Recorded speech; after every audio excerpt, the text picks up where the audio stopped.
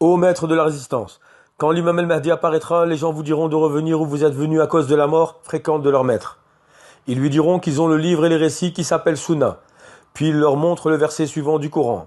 Et quand il a rencontré le garçon, il l'a tué et il a dit que vous avez tué une âme pure.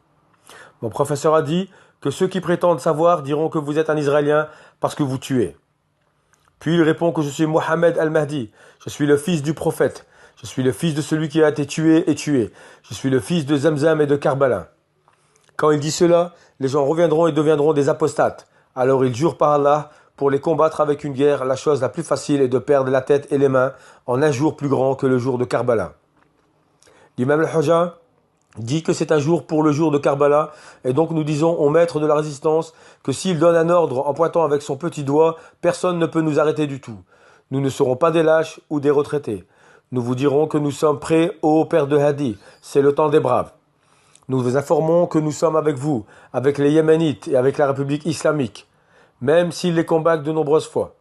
Nous ne les lancerons pas jusqu'à ce que nous obtiendrons la victoire avec eux ou que nous obtenions le martyre. Votre discours d'hier était génial. C'était une leçon que nous apprenons et que nous enseignons à nos générations d'être sur le chemin de l'imam attendu, que mon âme lui soit sacrifiée.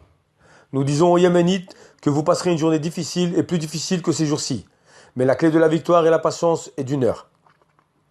Je dis aux maîtres de la résistance, nous sommes prêts à se battre avec le Yémen, d'une rue à l'autre, sans crainte de la mort. Quand ça vient, nous avons des hommes de foi qui ne veulent pas d'argent de l'Iran ou de la nourriture, mais qui veulent le martyr et être près d'Allah.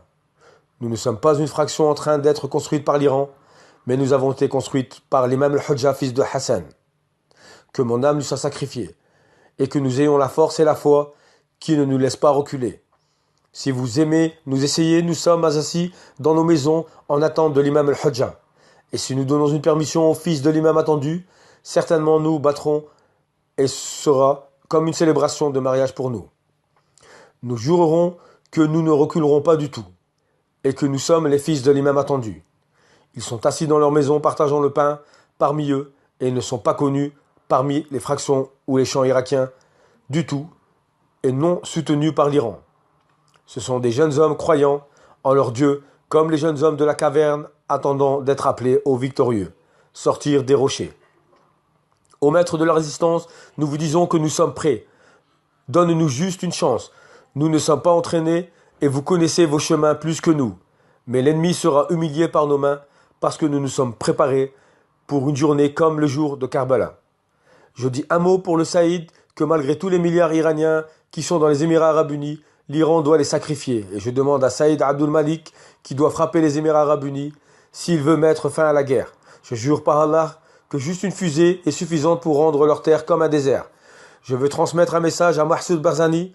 Vous savez que le référendum fait partie de la conspiration sur le Kurdistan, parce qu'il est devenu un grand centre commercial en concurrence avec Dubaï.